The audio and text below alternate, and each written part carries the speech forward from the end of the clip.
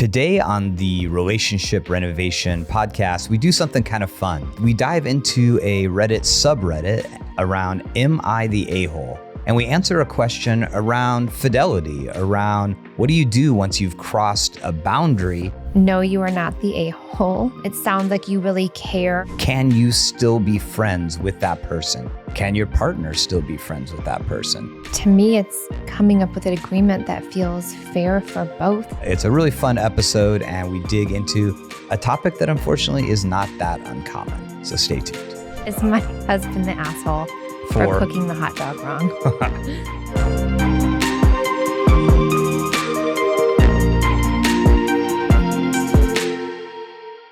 Hello, all, and welcome to the Relationship Renovation podcast. I'm Tarah Kerwin. And my name is EJ Kerwin. And we could do a little bit of personal sharing here. We talk to our audience a lot about making time for each other, even in the busyness of life. And we were just talking to Kelby, who's in the studio with us, about this, that we're having tons of kids sleep over this weekend. As we do every weekend. Every single weekend. Love it. And, but we're also going to fit in a date night-ish thing in there, right? Outside, closing the doors from the sound of the kids, sitting by our pool, doing a couple's question game. And I'm going to barbecue there for the two of us. So. It'll be fun just having and I was sharing this with a couple yesterday, because, a lot of couples have busy lives and sports have taken over and school and homework and jobs. I'm like, even if you have this little 1 hour, I know we'll probably have 1 hour before the kids interrupt us, but I've been so excited all week. I'm like, oh,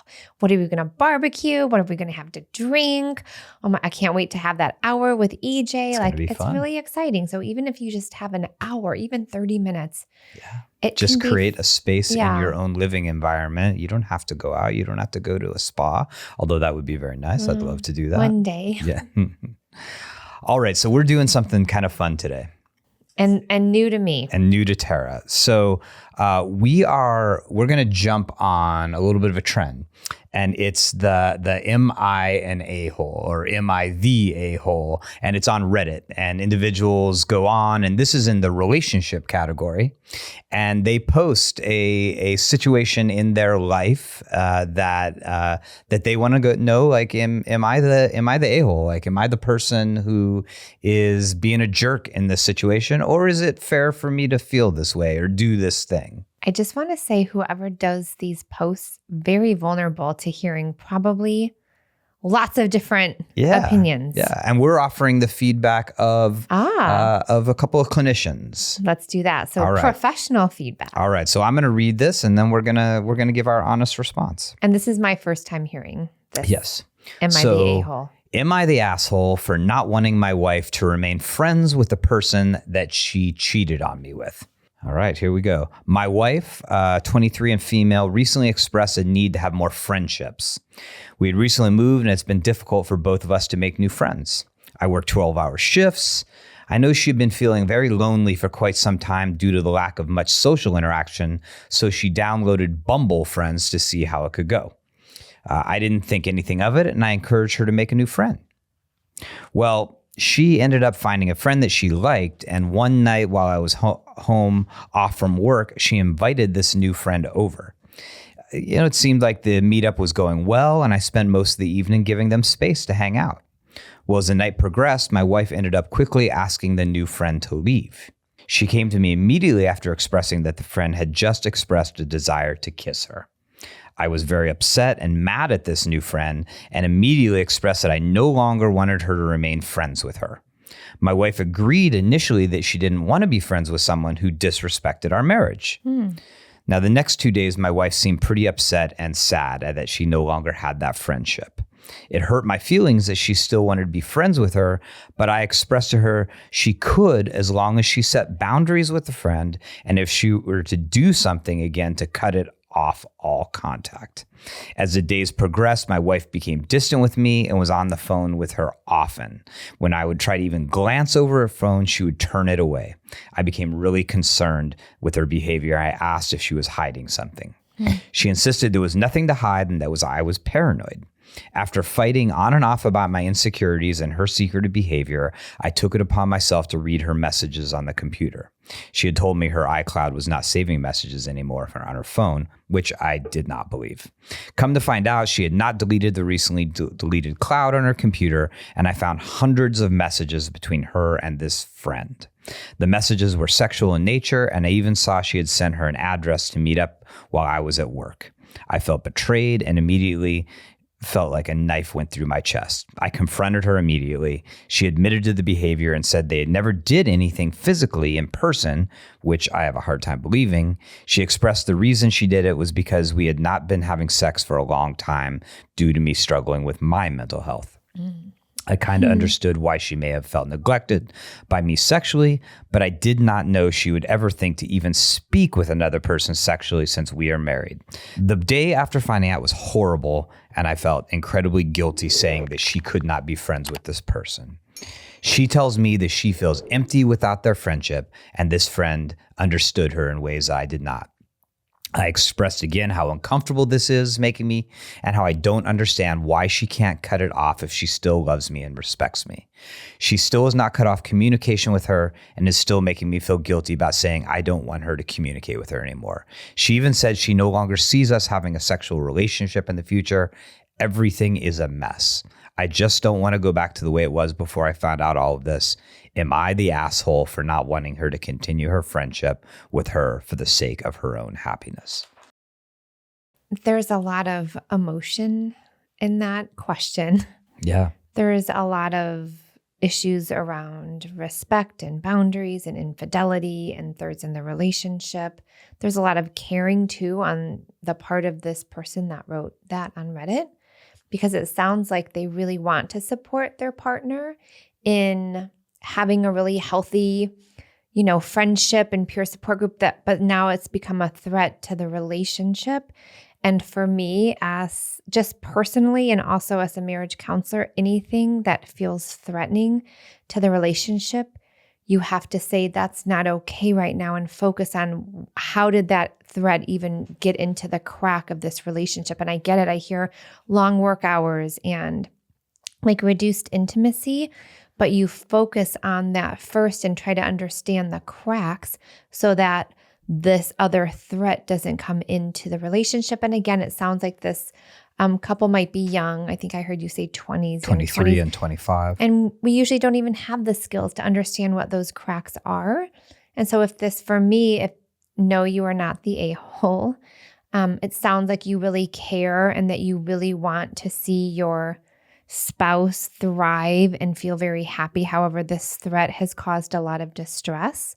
And so we would say, how do you guys make agreements around keeping this threat out until you guys have really understood what those cracks are in your relationship? Yeah. Well, I mean, and it speaks to a thing that we talk a lot about, which is that when you go through significant shifts, transitions in your life with your partner, oftentimes it exposes pre-existing sort of like fault lines in your relationship. And what this writer talked about at the very beginning was they just moved to a new place. They went through a really big transition and they were both sort of feeling lonely. And what it did was it seems it exposed as the letter sort of goes on, it exposed the fact that there were some pre-existing problems, that the writer had mental health issues and that was affecting their intimacy in their relationship. And what began as just like seeking friendships really began to sort of metastasize out to that there were gaps in their relationship, in their probably emotional and physical intimacy that was leading, that needed to be plugged up or needed to be addressed. And instead of them addressing it as a couple, it got mixed up with when this third, another person came into the relationship. But I like the idea of this only because it helps us provide knowledge to our listening community that transitions are happening all the time, but we are not equipped as individuals or as couples to understand that they really can rupture functioning, which is kind of what has happened here. And so the more knowledge and strategies we have to be like, wow, this transition is happening. And we have to be able to talk about what our experience is and how can we support each other through this. Like, there's just this expectation that everything will be okay always, especially when we're younger. So again, it's like, I'm sad that this is happening, but the good news is like there can be a realignment for sure. And it's happened earlier than later. We have a lot of couples where this has been the functioning for like 20, 30 years, and the realignment is like, how do we come back together and understand what just happened and feel connected again so that we don't need external sources to feel okay within this relationship. Yeah. And so I think the really direct answer to this is, am I the asshole for not wanting my partner to still be friends with a person that they've, been intimate with? No. I mean, because we have to be able to state what our boundaries are. And that's what you're basically saying is it okay to say, I don't want you to be friends with this person who has become a third in our relationship. And a threat, which is the threat. Now from here, that's where things get complicated, right? Because then the partner has the ability to be, is that okay or not? Or feeling controlled. Will I choose to respect that boundary? And that's, one of the hard things about laying down boundaries and saying like, no, it's not okay. Your partner gets to decide then whether they're willing to live with that boundary or not. Well, and I can see like, especially if someone, right, the partner is feeling alone, kind of feeling invisible. This other friend is giving her attention and making her feel really important, which feels really good for our body and our soul. How it would be so easy to look at this relationship, this married relationship, like, wow, I'm so not getting what I need. And now I'm already not getting what I need. And now you're going to tell me who I can and can't be friends with. Like, right, this projection, this blame because of so many unmet needs that might be happening right now.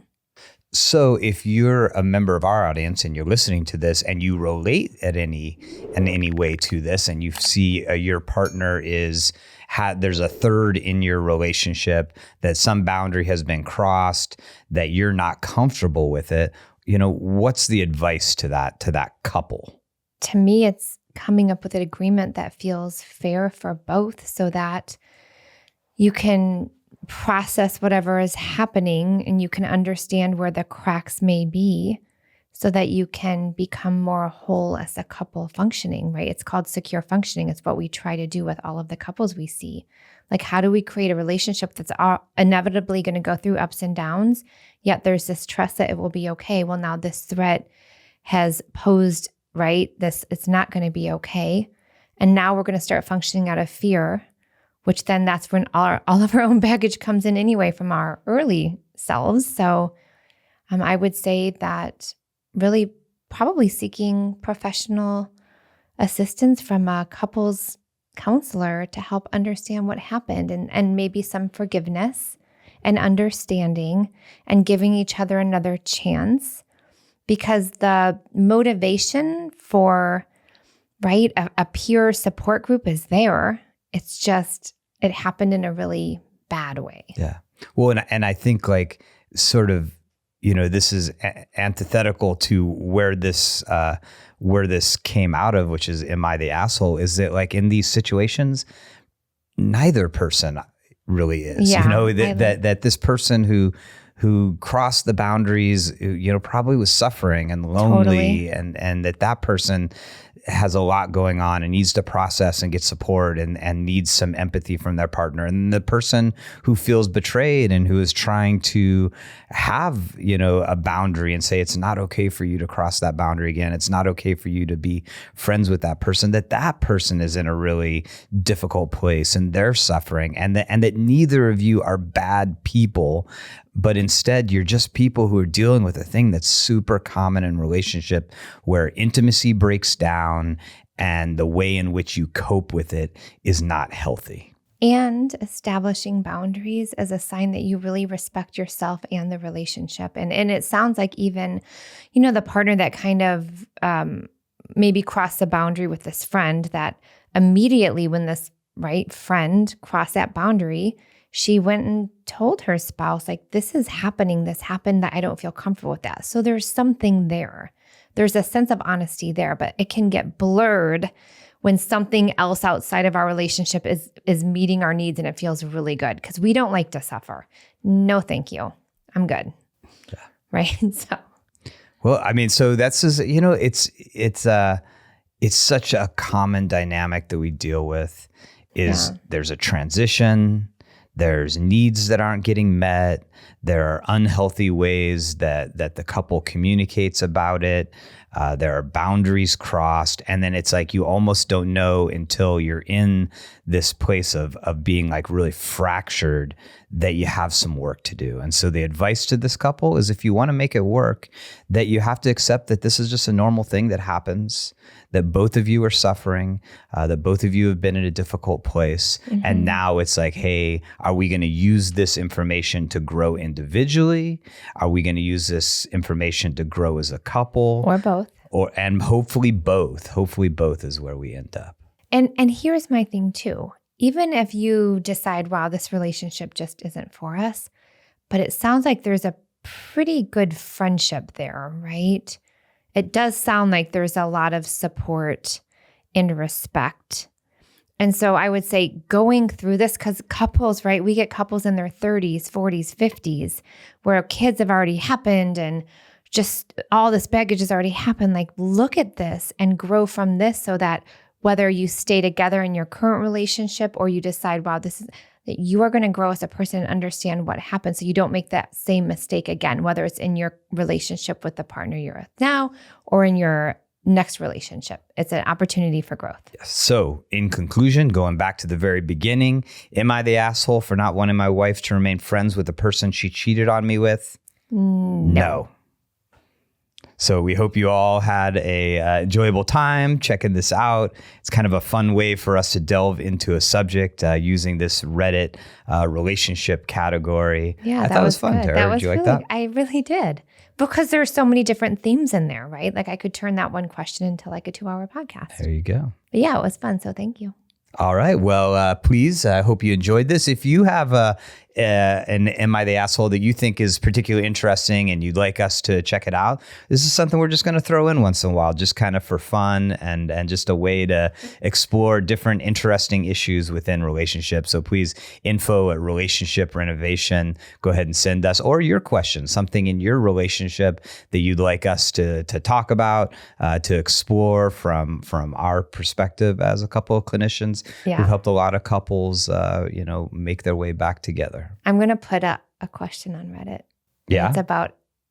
What's it about? Is my husband the asshole for cooking the hot dog wrong? Oh, you can refer back 2 episodes for when I cooked the hot dog wrong. A lot of people have shared, thank you for that hot dog episode. I just want you to know that, in person and via email. I learned a lot. Thank you. It's not about that hot dog. Thank you. Okay. Thank you for listening. As always, take care of yourselves. Take care of each other. Bye-bye. Bye-bye.